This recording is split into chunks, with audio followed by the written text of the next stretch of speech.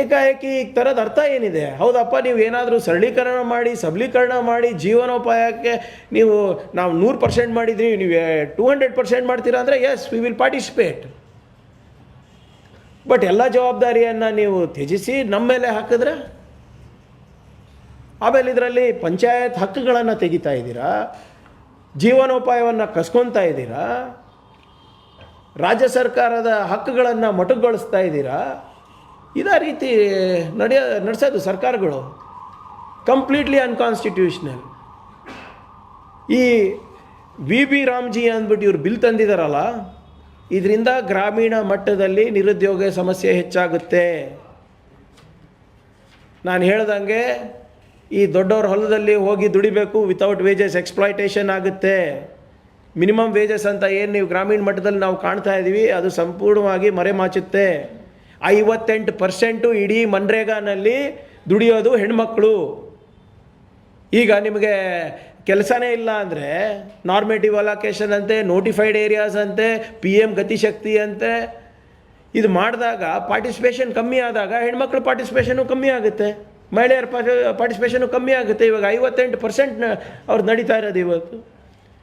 ಮತ್ತು ದಲಿತ ಮತ್ತು ಆದಿವಾಸಿ ಕುಟುಂಬಗಳಿಗೂ ಕೂಡ ಆದಾಯ ಕಮ್ಮಿ ಆಗುತ್ತೆ, ಅವ್ರ ಪಾರ್ಟಿಸಿಪೇಷನ್ನು ಕಮ್ಮಿ ಆಗುತ್ತೆ, ಯಾಕಂದರೆ ಪೈಪೋಟಿ ನಡೀತದೆ.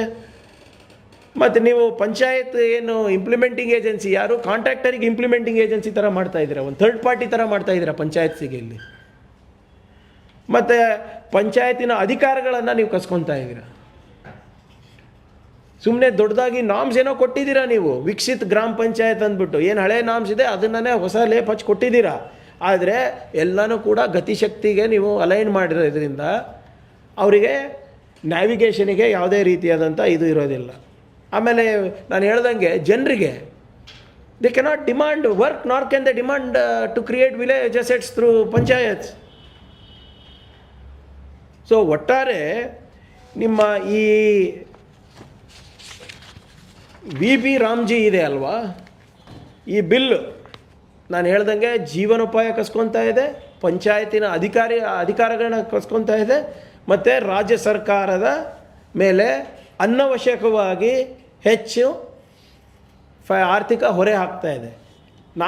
ವಿಕಸಿತ್ ಭಾರತ್ ಮತ್ತು ಅಮೃತ್ ಕಾಲ್ ಅಂತ ಹೇಳ್ತಾ ಇದ್ದೀರಲ್ಲ, ನಮ್ಮ ಆರ್ಥಿಕ ಪರಿಸ್ಥಿತಿ ಭಾಳ ಚೆನ್ನಾಗಿದೆ ಅಂತ ಹೇಳ್ತಾ ಇದ್ದೀರಲ್ಲ, ಮತ್ತು ಯಾಕೆ ಫಂಡ್ ಮಾಡ್ತಾ ಇಲ್ಲ ನೀವು?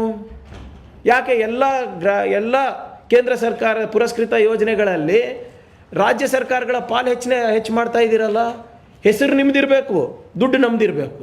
ಹೆಸರು ನಿಮ್ದಿರಬೇಕು, ದುಡಿಮೆ ನಮ್ದಿರಬೇಕು. ಹೆಸರು ನಿಮ್ದಿರಬೇಕು, ಬೆವ್ರು ನಮ್ದಿರಬೇಕು, ಪ್ರತಿಭೆ ನಮ್ದಿರಬೇಕು. ಏನು ನಮ್ಮದು ಬರೀ ಇನ್ಕಮ್ ಟ್ಯಾಕ್ಸು GST ತೊಗೊಳಕ್ಕಿದ್ದೀರೇನ್ರಿ ನೀವೆಲ್ಲರೂ? ನಮ್ಗೇನು ಸಿಗ್ತಾ ಇದೆ ವಾಪಸ್ ಇದರಲ್ಲಿ ಹೇಳಿ? ಆದ್ದರಿಂದ ಭಾಳಷ್ಟು ಜನ ಏನು ಅಂದ್ಕೊಂಡಿದ್ದಾರೆ, ಬರೇ ಇದು ಗಾಂಧಿಯವರ ಹೆಸರು ತೆಗೆದಿದ್ದಾರೆ ಅಂದ್ಬಿಟ್ಟು ಬೇಜಾರಾಗಿದೆ ಅಂತಲ್ಲ. ನೀವು ಗಾಂಧೀಜಿಯವ್ರ ಮೇಲೆ ದ್ವೇಷ ಇದೆ, RSSಗೂ ದ್ವೇಷ ಇದೆ, BJPಗೂ ದ್ವೇಷ ಇದೆ. ಆದರೆ ಈ ದ್ವೇಷವನ್ನು ನೀವು ಇಡೀ ನಮ್ಮ ಯುವ ಸಮುದಾಯದ ಮೇಲೆ ಮತ್ತು ನಮ್ಮ ಜನರ ಮೇಲೆ ತೀರ್ಸ್ಕೊತಾ ಇದ್ದೀರಾ. ಇಡಿಯಪ್ಪ, ನಿಮಗೇನು ನಾಥೂರಾಮ್ ಗೋಡ್ಸೆ ಇಷ್ಟನಾ? ನಾಥೂರಾಮ್ ಅಂತಲೇ ಬಿಲ್ ಹೆಸರಿಡಿ, ನಾಥೂರಾಮ್ ಜಿ ಅಂತಲೇ ಬಿಲ್ ಹೆಸರಿಡಿ, ತೊಂದರೆ ಇಲ್ಲ ನಮಗೆ. ಆದರೆ ಗ್ರಾಮೀಣ ಮಟ್ಟದಲ್ಲಿ ಉದ್ಯೋಗ ಸೃಷ್ಟಿ ಮಾಡಿ, ಗ್ರಾಮೀಣ ಮಟ್ಟದಲ್ಲಿ ಆಸ್ತಿ ಸೃಜನೆ ಮಾಡಿ, ಪಂಚಾಯತ್ ವಿಕೇಂದ್ರೀಕರಣದ ಏನು ಒಂದು 73rd 74th ಅಮೆಂಡ್ಮೆಂಟ್ ಇದೆ ಅದನ್ನು ಬಲಗೊಳಿಸಿ, ಪಂಚಾಯತ್ ವ್ಯವಸ್ಥೆಯನ್ನು ಸುಭದ್ರವಾಗಿ ಕಾಪಾಡಿ. ಇದು ನೇಮ್ ಚೇಂಜಿಂಗ್ ಅಷ್ಟೇ. ಇದು ಈ ಸರ್ಕಾರಗಳು ಮೋದಿ ಸರ್ಕಾರ ಬಂದ ಮೇಲೆ ಯಾವುದು ಜನರಿಗೆ ಉದ್ಯೋಗ ಸೃಷ್ಟಿಯಾಗುವಂಥ ಕೆಲಸ ಆಗಿದೆ? 2 ಕೋಟಿ ಉದ್ಯೋಗ ಸೃಷ್ಟಿ ಮಾಡ್ತೀನಿ ಅಂತ ಹೇಳಿದಂಥ ಮನುಷ್ಯ ಈಗ ಇರೋ ಹಕ್ಕುಗಳನ್ನು ಕೂಡ, ಉದ್ಯೋಗ ಜೀವನೋಪಾಯದ ಹಕ್ಕುಗಳನ್ನು ಕೂಡ ಇವತ್ತು ಕಸ್ಕೊತಾ ಇದ್ದಾರೆ. ಇವತ್ತು it is just matter of time. ಯಾವ ರೀತಿ ನಮ್ಮ ರೈತರ ಒಂದು ಕಾನೂನನ್ನು ಅವರು ಹಿಂಪಡೆದ್ರು, ಇದನ್ನು ಕೂಡ ಹಿಂಪಡಿತಾರೆ. ಜನರು ಸುಮ್ಮನೆ ಕೂತ್ಕೊಳ್ಳೋದಿಲ್ಲ.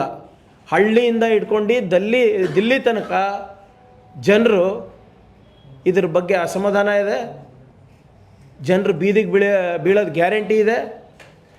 ನಿಮ್ಮ ಈ ಜನ ವಿರೋಧಿ ನೀತಿಗಳೇನಿದೆ ಅದನ್ನು ನಾವು ಕೂಡ ಈ ಸರ್ಕಾರ ಖಂಡಿಸ್ತಾ ಇದೆ, ಇದು ವಿರೋಧ ಇದ್ದೀವಿ ಮತ್ತು ನಾವು ಜನರ ಪರವಾಗಿದ್ದೇವೆ.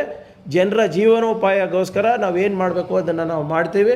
ಅವರ ಬೆಂಬಲಕ್ಕೆ ನಾವು ನಿಲ್ತೀವಿ ಅಂತ ನಮ್ಮ ಹತ್ರ ಹೇಳಲಿಕ್ಕೆ ನಾನು ಬಯಸ್ತಾ ಇದ್ದೀನಿ. ಧನ್ಯವಾದಗಳು. ಹೆಚ್ಚಿನ ವಿಡಿಯೋಗಳಿಗೆ ಪ್ರತಿಧ್ವನಿ ಯೂಟ್ಯೂಬ್ ಚಾನೆಲ್ ಸಬ್ಸ್ಕ್ರೈಬ್ ಮಾಡಿ, ಬೆಲ್ ಐಕಾನ್ ಕ್ಲಿಕ್ ಮಾಡಿ.